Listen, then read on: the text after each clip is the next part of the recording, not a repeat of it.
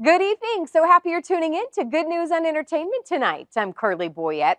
As most of us know, some of the biggest weekends at the box office are tied to the films that come out surrounding the Thanksgiving holiday, right? Well, friends, Angel Studios is hoping their latest drama will do just that. It's called Bonhoeffer, Pastor, Spy, Assassin. Now, this one is rated PG-13, and as you will see, it is packed with action and suspense. Let's dive in. We have devised a plot to assassinate the Führer. My country was invaded from within. And the people bowed in parade to the neon god they Heil Hitler! in the sign flashed out his warning, and the words that it was forming. In the sign said the words on the prophets are written on the subway walls, in tenement halls, and whispered in the sound I'm ready to meet my destiny. of silence. Oh, Todd, I try to not say this very often, but this is one of those movies I feel like it is so much better than what the trailer even shows.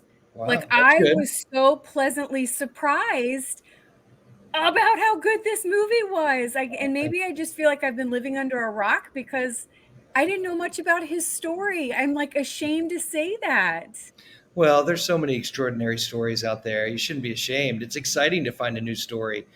When I came across this story a handful of years ago, it was new to me. I'd heard of Dietrich. I knew he was on the Mount Rushmore of sort of Christian thought, but I didn't know how Hitler took the German church down immediately when he took power in 33.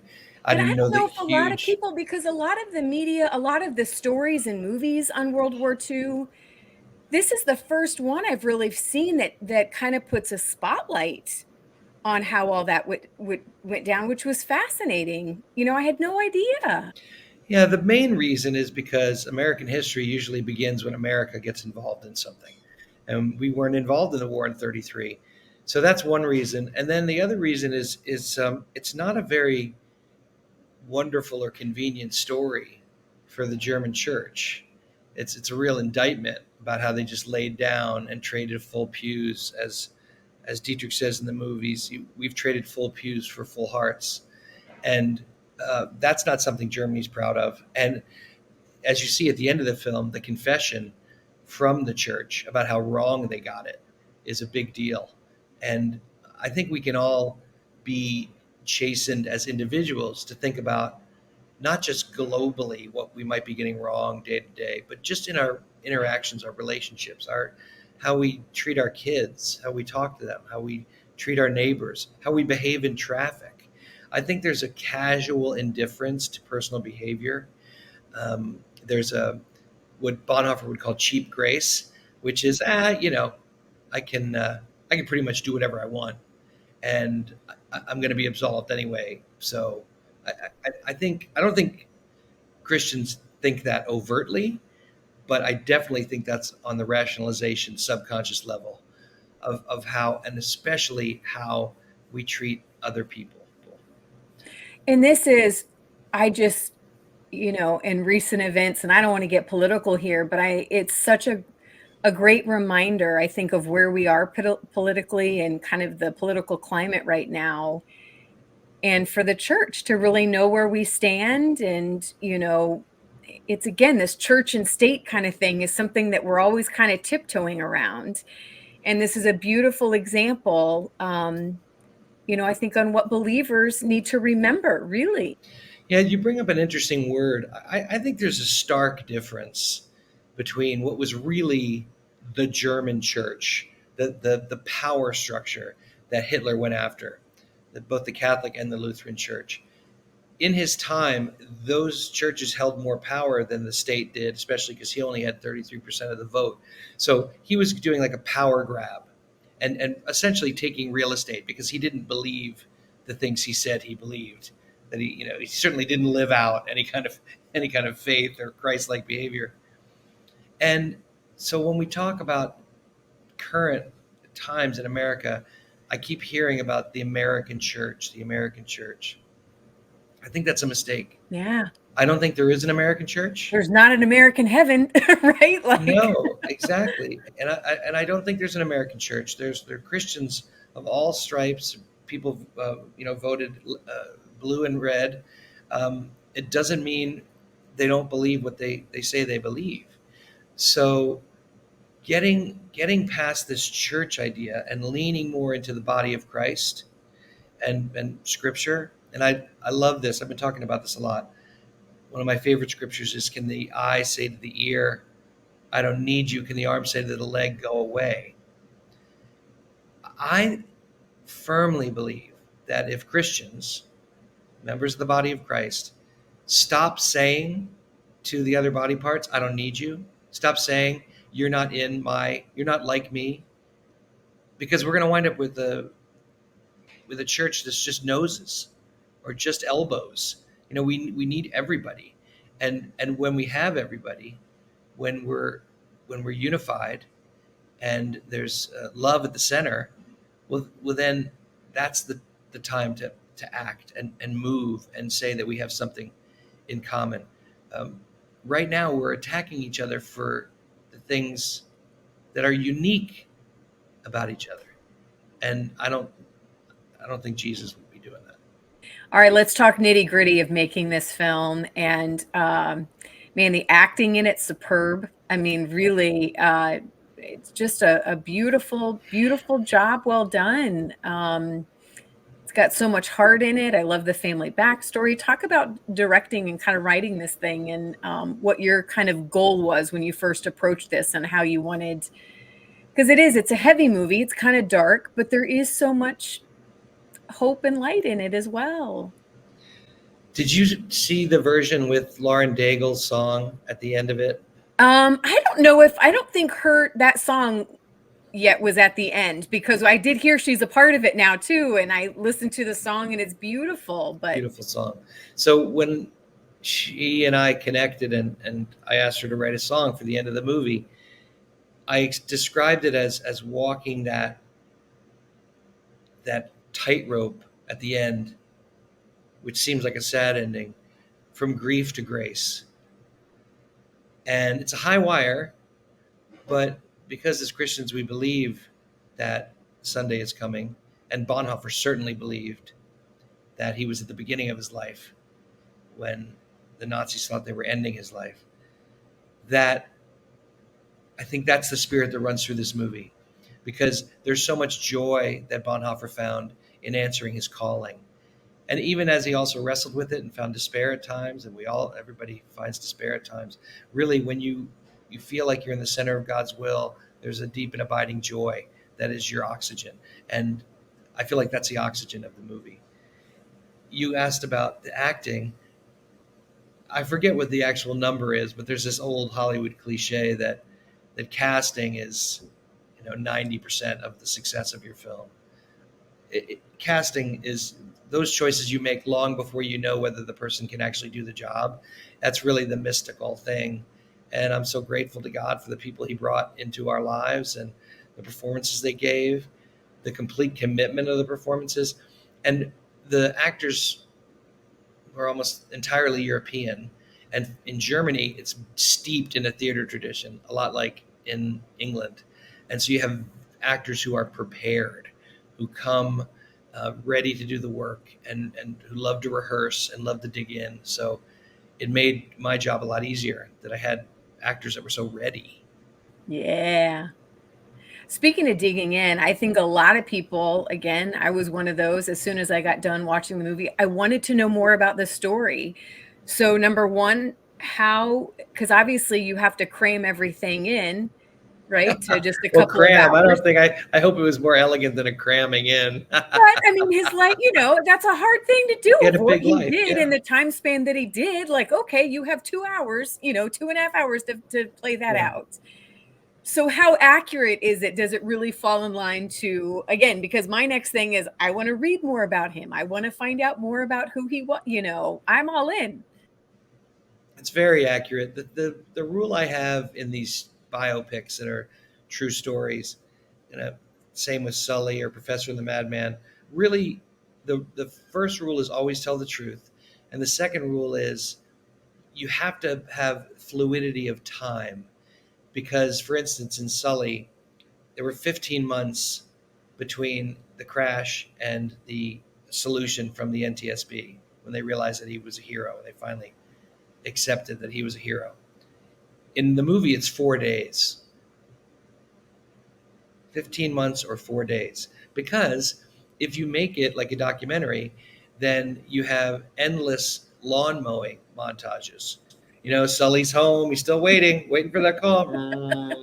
Man, that lawn is trimmed. And that's not a cinematic experience. So you have to create tension. It's not untrue. Everything that's in the movie is true. It just happened in a different time frame. And so there are a couple things in the movie that may have happened 2 years earlier or 2 years later in order to keep the cohesion of the drama going.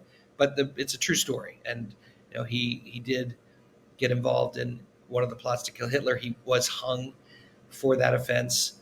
And he also had a guard who grew to love him and offered to grant him escape from prison. And he did hold a church service with the prisoners the night before his execution. So these are true things. His life was spectacular. When I came across it for the first time, I just thought, not only is this guy's life a movie, but it has to be told from his perspective. And he journals throughout his whole story too. So do you have, is that in a book right now? Or where are those journal entries now? Well, he wrote so much in prison. Letters from Prison is an extraordinary book, definitely worth reading.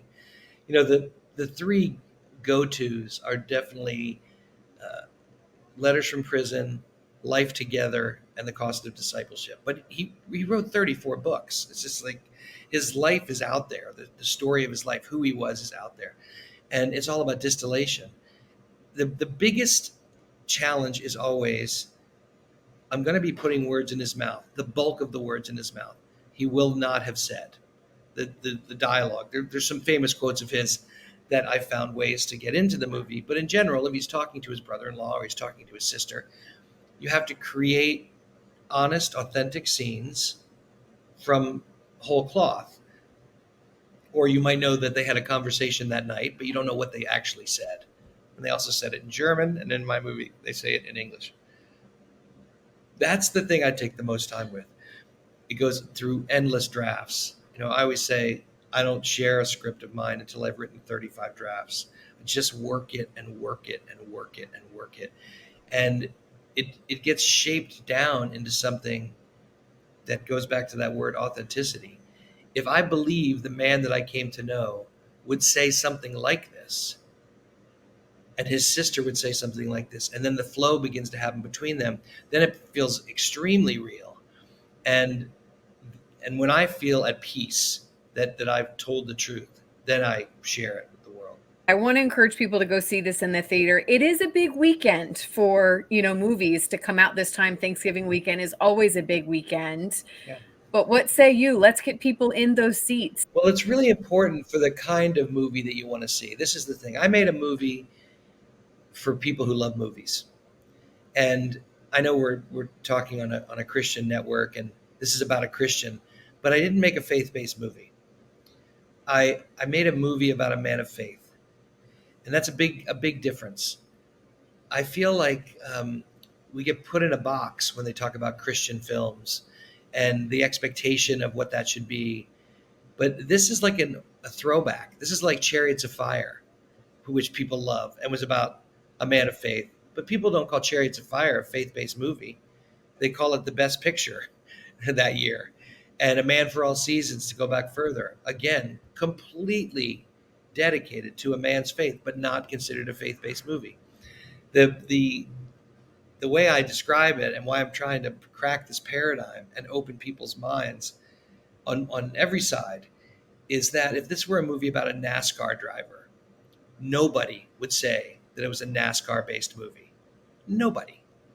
And nobody would say, why does he keep saying engine? He says steering wheel an awful lot. Does he need to say it that much? Well, okay, we have a movie about a pastor who's wrestling with his faith and involved in life and death situations. He might say Jesus a couple times. Like it's rooted in truth about the man. So I think go see this movie because it's a terrific film, and you can vet that for your audience. But the other reason is, if you want to have a say in what kind of movies actually play in movie theaters going forward, you have to support these kind of movies, because we're going up against Wicked and Gladiator. That was my thought. That was my big thought. I just didn't say it out loud. Yeah, well, those are obvious movies that are going to be big hits with huge machines behind them. But our movie's in the same movie theaters and at the same time. And we're going to be on 2,000 screens. We're going to be all over the country. We're not a small release. And there's no reason why you can't go in and see all three movies over the weekend and enjoy all three of them. Although I would be asking the believers, do you want to go support Roman mythology or a Wicked Witch or one of the great Christian thinkers of all time? You ask yourself. It's up to you. But I would say support all three of them. I think it's going to be a great season at the box office for folks to go see movies, people who love movies. Well, I can't say it enough. Job well done. Thank you for bringing this story to light. Please give the cast and crew just congratulations from us and our team, because thank you. I just get so excited about movies, and maybe that's why I was so pleasantly surprised. It really doesn't feel it is a good biopic. You're right. I get the intent behind that, and I think it's going to encourage a lot of us again in this season of time. I think that's what I love about God, is he seems to know the timing of when things are going to be best anyways. So it seems like things have aligned, I think, perfectly for this time. I'll leave you with this. This is one of my favorite comments from the movie, the movie experience. A dear friend of mine is an atheist, and he came to see the movie at a screening, and he wept. And I was standing on the corner saying goodbye to him, and he said, "Todd, your movie is a sermon, and I am listening." Got goosebumps. I love it. All right. Well, thank you so much for your time. Enjoy the next couple of weeks. Thank you for your time. You will go to England as our spy. We have devised a plot to assassinate the Führer. I'm ready to meet my destiny. All right, again, the film is out November 22nd, and for more info on the film or to find a showtime near you, just go to angel.com. All right, I know we are right at the Thanksgiving holiday, but I also know some of you are ready to start seeing those Christmas movies like myself. Well, Up TV is a network that is known for uplifting content and, of course, their Christmas movie lineup. Well, let's check out one of their first ones and hear from the creators behind it. Portfolio, check. Design sketch, double check. Hey, what are we standing here in the cold for? So, the Festival of Trees. You ready for some fun? Are you ready for some fun? Such a wonderful event, isn't it? It is. Our design concept is a very vintage Christmas. With corporate sponsorship, we are going to win this year. Jacqueline, right? Nice to see you. This lady right here is the one to beat. I find the essence of the holidays invokes such creativity. So your name's printed on paper, and that gives you authority. It's laminated. There's some seats in the back next to the restroom. Oh. I'm afraid your submission was rejected by the committee. Shoot! Everything is a mess. Oh, well, that sounds like my dating life. What do we do now? You actually shop for your own materials? How adorable. Could you maybe help me find an ornament? I'm sure there's something in there that would look great on the tree of a construction worker. Somebody's having a bad day. A whole new design in 24 hours. We just need one idea to explode into life. Hospital charity. Is there anything you can do with that? There's nothing less fashionable than a hospital. Are you an artist? Sort of. I paint and draw all the time. Well, look what we have here. Professional designer coming to our little lot. He was yummy. When did you do all this? I didn't sleep. It's an ornament for a Christmas tree, and it's based on me. It's reflective of all the things they love most in this world. Every child will know that they had an ornament specifically made for them. Kids aren't really my thing. I don't think they like me. Take that! It'll be fun. You are a piece of work. You know that, right? From the looks of her, I wouldn't trust that girl with my breakfast order. I'm a fixer-upper. That's why Jackie loves me. I think we've bitten off a little more than we can chew here. I just need to know one thing. Are you all in? Well, that is literally what you pay me for. I know, I wanted to ask that. It seemed fun. These average people, they don't know about style. They don't know what looks good or what doesn't. Is everything okay?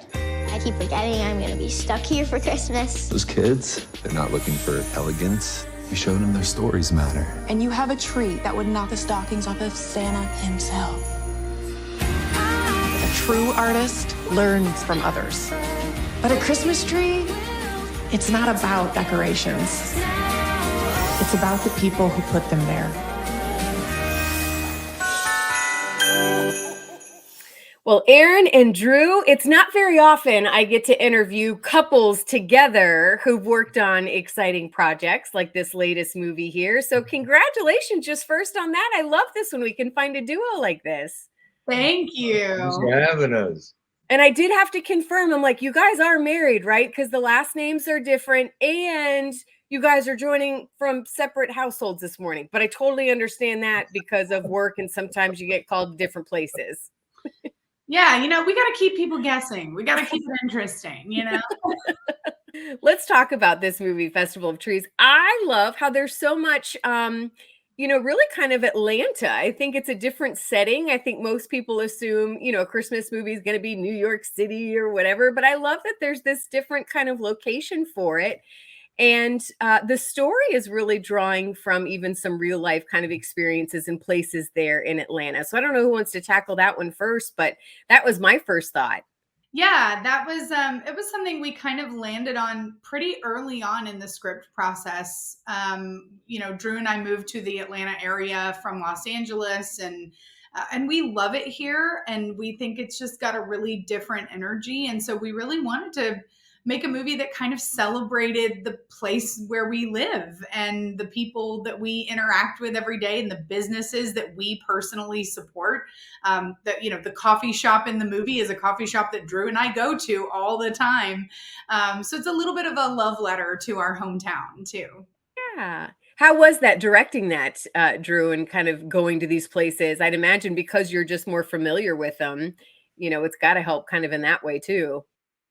I'm a visual kind of guy anyways, but I love being on locations and shooting and stuff. And so every time we have a chance to go at like where we're shooting the designer studio, it's a design studio, it's the Christmas store is a Christmas store. And not only that, we get to promote and support local businesses, and it's a big part of our company, and we always want to leave a positive footprint. And so any chance we get to do that, we take it. Well, what is the message before we kind of jump in? Because I do, Aaron, people are going to recognize you from Fireproof, and I want to go back to kind of the beginning of that in just a moment. But with this movie specifically, what is it that you hope people kind of take away? The first thing, which is not really one of the lessons, is mostly I really hope that people laugh. I think there's some really, genuinely like top quality, funny moments in this film. But then, I hope one of the central sort of themes or messages of the film is that even though the film itself is focused on a tree decorating competition, right? And so it is all about the decorations and the preparation and the planning and all the sort of hustle and bustle and craziness of the Christmas season. But the central theme is at the end of the day about remembering not all the stuff, but the people. Right? The people gathered around the tree with you, the people gathered around the table with you, even the people that you're interacting on a day-to-day basis with as you go into stores or run errands or things like that. And I think that that's hopefully one of the takeaways this year is to feel a little bit more at one and united with like our fellow man. and especially right now when I think there's a lot of just like ick and division. I think it would be really lovely to have a Christmas film that reminds us of the things that we share and the things that we have in common and the things that we that are important to us, which are things like family and quality time and loving one another and listening to each other and things. All right. Well, as we wrap up here, Aaron, though, I do have to bring up Fireproof. And I'm just so curious because, again, I think a lot of people are going to recognize you from that. How that, because that was pretty early on in your career, if I remember correctly, and how that's kind of shaped, the success of that film and being a part of that, how that has shaped your life and what you choose to do from here on out. It's pretty interesting, and God's done quite a bit. It's so true. I mean, that, look, that film is the gift that keeps on giving. I am floored at how many years it has been and how many people still, I get daily messages on my social media that are just like, I loved Fireproof. Thank you for Fireproof. It's wild. And I think that has been one of the things, even in deciding, to some degree as actors, unless you're, Brad Pitt, you don't get a lot of choice on what you work on. You go where the work is. But I think that there has been some intention in the kinds of stuff that I choose to put my name on and put my face on and things like that, because I think the real gift of Fireproof was in realizing that although it didn't make me a star and a household name, because that's not what it's about, but that it's the people who come up and say, my life was changed because of that movie, or my marriage was saved because of that movie, or, my parents rededicated, their love for each other, or we watched this movie before we got married as part of our marriage counseling and things like that. And I think that's the really special thing about it, that not a lot of actors across the board get to experience, is having people come to them and literally not just say, I loved the movie that you're in, but that my life is different because of the movie that you were in. And that's a real responsibility and a gift. It is. Well, thank you both so much for creating good content. This is why I love Up TV, because that is what they are all about, making things that we can feel good and comfortable, that we can listen. I got 3 kids of my own. It is a challenge, young kids, to find stuff that we can all watch together. So just thank you. I know it's not the easiest, like you said, work. But we appreciate all the effort that goes into it, and making sure that there is plenty to watch, certainly around the holidays as well. Thank you. And thank you for supporting movies like this. Honestly, like without people shouting out movies like this one, we don't get to keep doing what we're doing. So thank you for doing it. Again, Festival of Trees debuts November 24th. For all info about Up TV or their lineup, just go to uptv.com. I'm Carly Boyette. I'm so glad that you tuned in tonight, and I look forward to seeing you next week right here on your Christian Television Network.